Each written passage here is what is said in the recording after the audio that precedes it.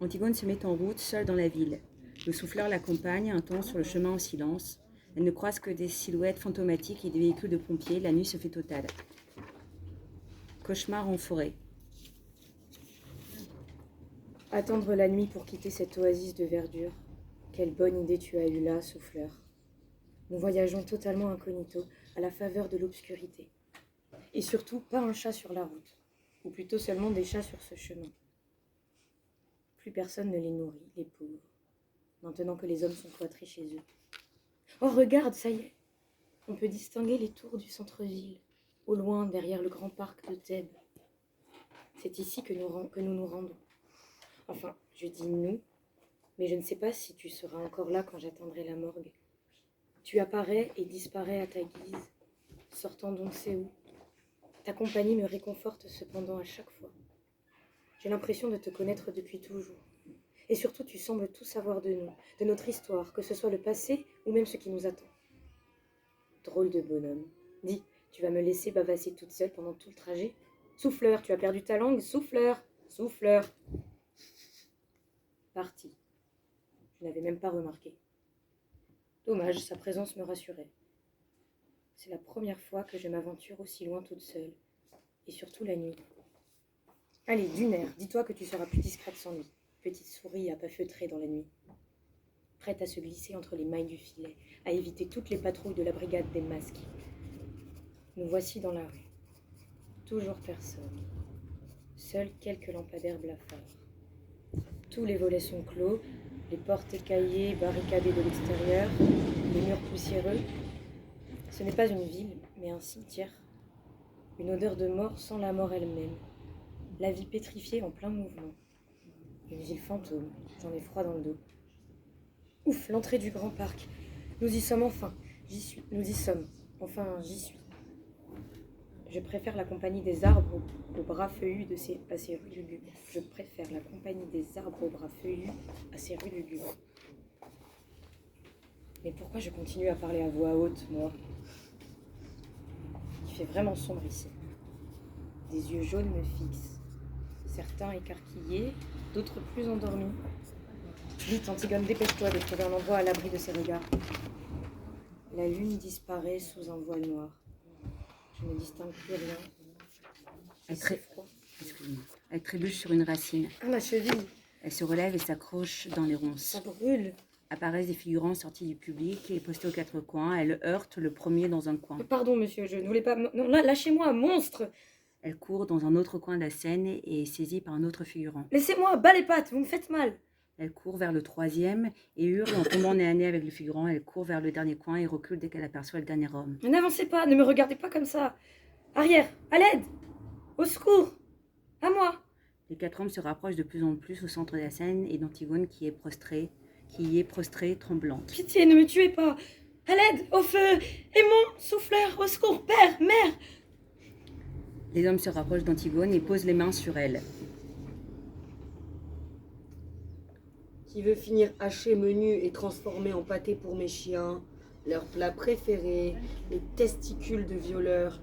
Des aboiements féroces, les hommes retirent leurs mains et se figent. Brutus, Hector, Ajax, le dîner est servi. Attaque! Attaque! Les hommes fuient en silence alors que Jacques n'est pas encore arrivé sur scène. Il apparaît sans chien, mais s'appuyant sur un bâton. Les assaillants s'enfuient. Jacques apparaît en ombre chinoise, son ombre occupant tout le mur du fond, puis il entre sur scène.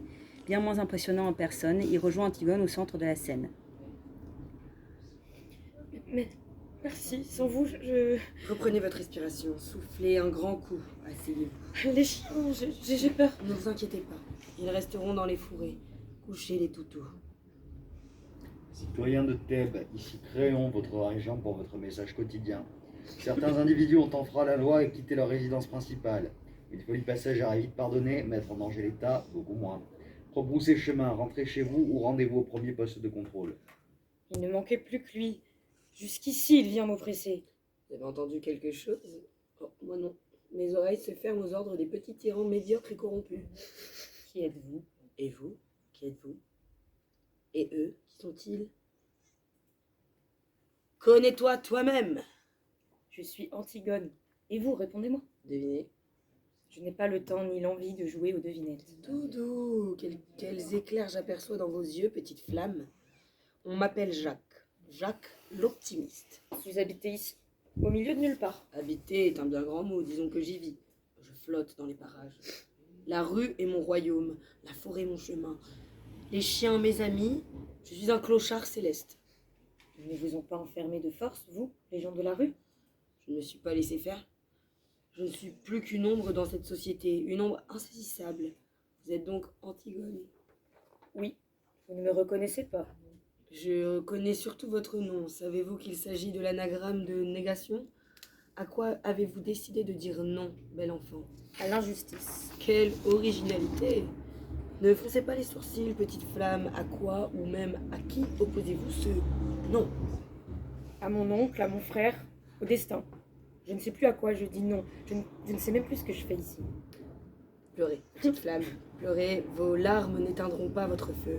Au contraire, et cela arrosera ces petites fraises des bois là à vos pieds. Je me sens si démunie, si seule, si bête. Bête? Enfin, quelle idée! Quelqu'un de réellement idiot ne pourrait pas se rendre compte de sa bêtise. Pourquoi dites-vous cela? Parce que je me suis lancée dans un projet fou, parce que je viens de passer la pire nuit de ma vie dehors. Je suis incapable de me défendre moi-même, je ne suis rien qu'une petite fille, la têtue princesse Antigone avec ses idées à la noix. Peut-être, petite flamme, mais vous êtes vivante et vous dégagez une force que j'ai rarement vue. Vraiment, vous Bien trouvez? Bien sûr. Bon, revenons à votre projet fou, comme vous dites. S'il est fou, il me plaît d'autant plus.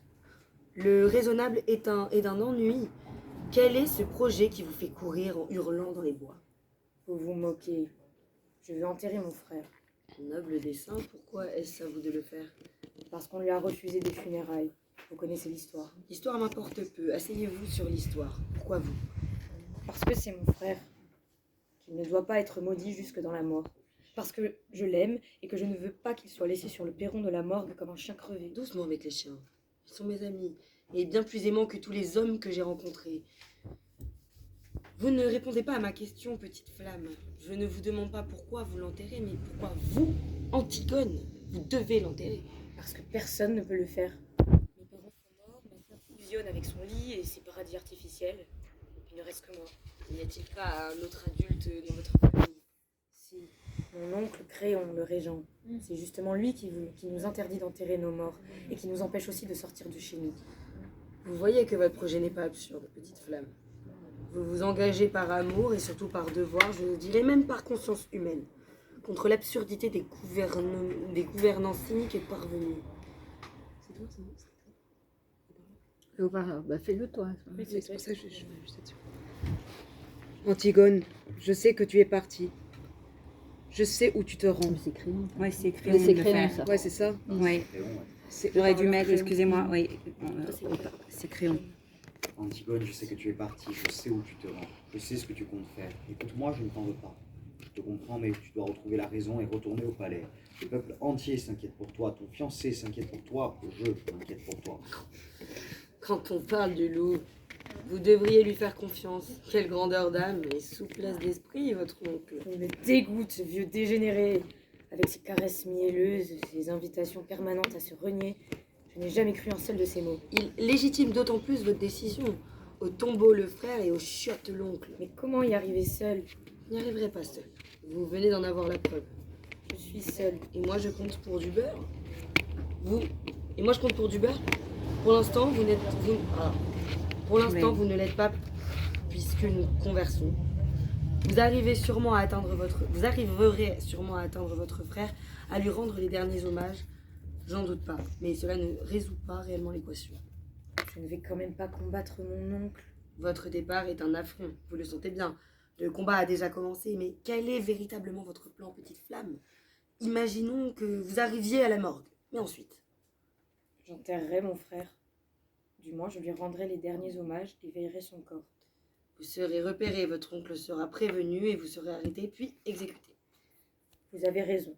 Après la morgue, j'irai tout droit sur sa demeure, pour le mettre hors d'état de nuire. Non, petite flamme, ne foncez pas tête baissée dans la sueur. Prenez de la hauteur de vue et ne vous abreuvez pas uniquement de votre colère. Que faire alors? Je suis bloquée. Je ne vois pas comment aller au bout de ma résolution sans me soumettre ou me sacrifier. Et pourquoi ne pas concocter une salade? Une salade.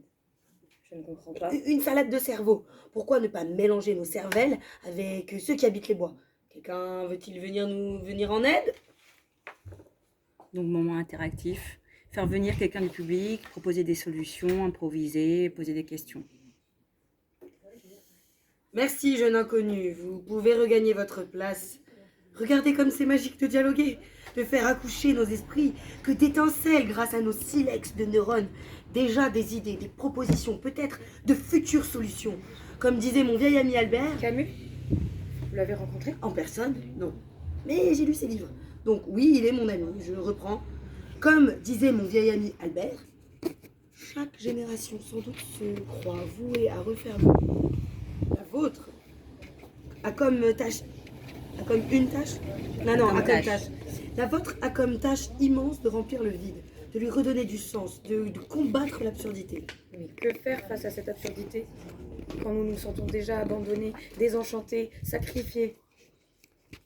Investissez votre génération, parlez encore plus à vos semblables et invitez-les à s'exprimer, prenez le monde à témoin, réveillez les somnambules de notre siècle, engagez-vous, prenez la parole. Montrons que nous n'avons pas tous renoncé, Oui, prenez le peuple à témoin, que exhortez-les l'incendie s'allume dans nos cœurs, soyons traversés par cet élan de vie, jusqu'à le le transcender. sublimer, avec amour. Gardez ferme votre résolution, accomplissez-vous, façonnez votre être profond. Fini de jouer, Antigone. Je ne laisserai pas une gamine stupide défier les lois et l'État.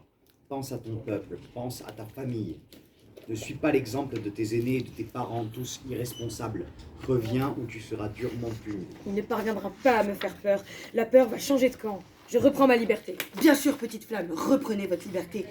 Qu'est-ce que c'est que cette jeunesse qui accepte d'être enfermée? À qui le dites-vous? C'est contre nature d'être confiné à 20 ans. Le sang coule à nouveau dans mes veines depuis que je suis à l'air libre. Oui, c'est ça qu'il faut dire à vos camarades, qu'ils remarquent comme vous rayonnez et respirez de nouveau. Allez leur montrer l'exemple en m'envahissant dans un premier temps cette morgue. Agissez fermement, mais patiemment, pas après pas. Ne vous consumez pas en chemin. J'ai peur soudain. La morgue. Évoquer ce lieu funeste me glace. Sans peur, il n'est pas de courage, juste l'inconscience. Serez prête le moment venu. Le jour va bientôt se lever, je vous quitte, ma petite flamme. Au revoir, maître Jacques. Elle se lance puis s'arrête subitement, fait demi-tour et le poursuit en courant avant de l'interpeller en lui tapant sur l'épaule. Julien. Merci. Elle l'embrasse affectueusement sur la joue. Et de quoi, petite flamme? D'avoir réveillé mon esprit. Je suis prête désormais. Fuyez, pauvre fou! Vous étiez déjà prête à résister, mais vous aviez seulement besoin de vous l'entendre, de Vous m'entendre dire. vous l'entendre dire, de vous en convaincre avec raison. Vous êtes prête à décider de votre destin. Vous êtes prête à regagner pouce par pouce votre liberté. Flamboyez sans retenue, petite flamme, il est l'heure! Merci. Il est super ce Jacques.